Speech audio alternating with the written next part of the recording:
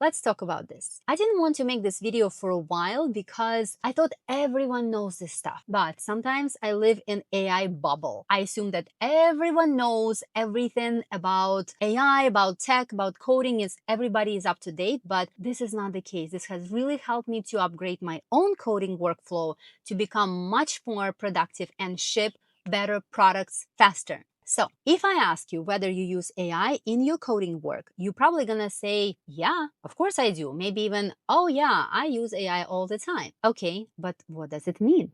There's a framework called the 5 levels of AI coding. 6 months ago, when I mapped myself against it, I realized I really thought I was very advanced. I thought I was level 4. I was level 2.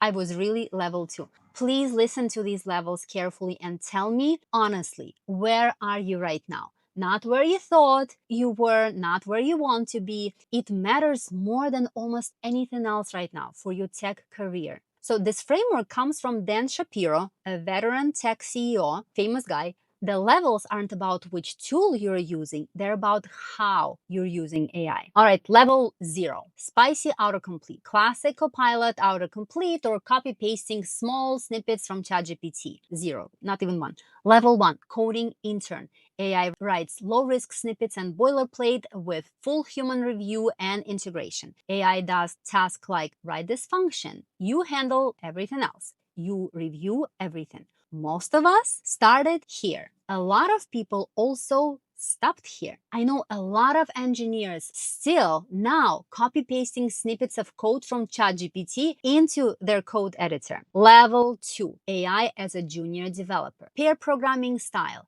AI writes more substantial code, but you still review every line by line.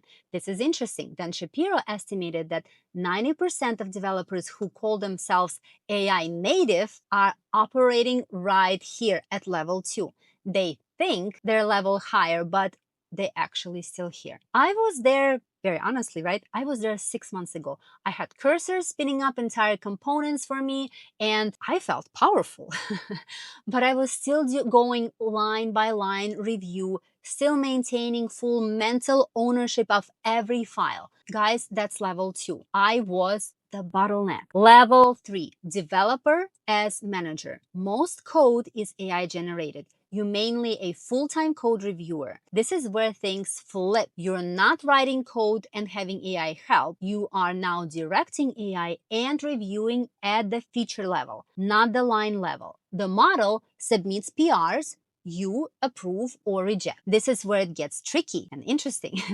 We all heard the news where AI really messed up the code bases, deleted stuff, where really bad things happened because no one reviewed the code created by AI. So obviously it's more complex than just blindly approve the PR submitted by your AI agent. You have to set up your systems first.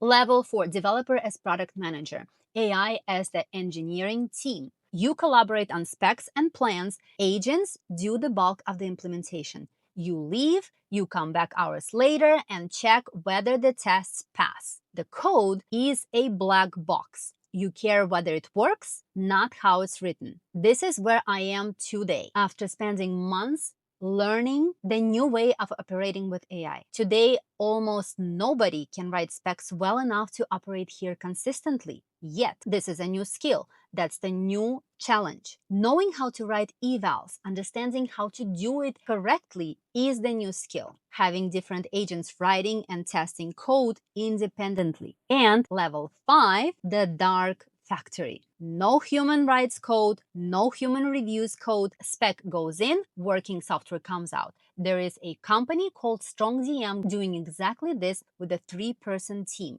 Their first engineering principle, code must not be written by humans. Lots of other companies are joining. This is where things are going. This is inevitable. People who understand this well are very valuable in the job market right now. By the way, did you know about J-curve of AI adoption? This is super frustrating for lots of engineers. Why? Because they bolted some AI tool onto their existing workflow without redesigning the workflow around it. It's kind of they're running the old engine on a new transmission. Of course, it didn't work well. This is something called J-curve of AI adoption. Productivity dips before it climbs, right?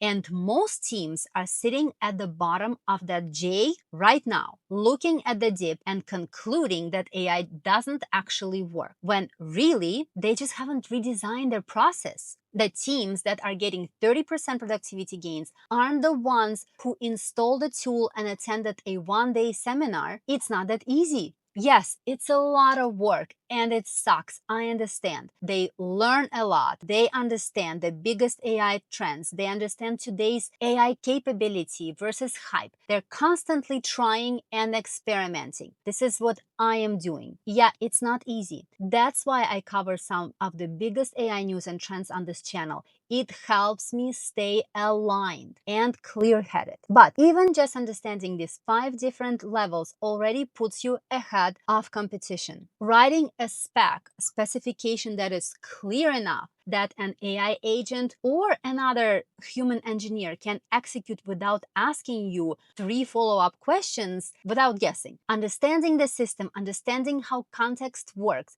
understanding how tokens are spent, understanding the difference in the latest models, thinking about outcomes, not outputs. There's a difference. Hiring managers won't ask which model do you use. They'll ask, can you design a spec and eval suite that lets an AI team ship safely without you reading every line? All right, you guys, I hope this has been even a little bit helpful. If you like my angle, please subscribe and support my small channel. If you disagree with anything I said, please tell me in comments. I read every one for now. I'll see you in the next one. Bye.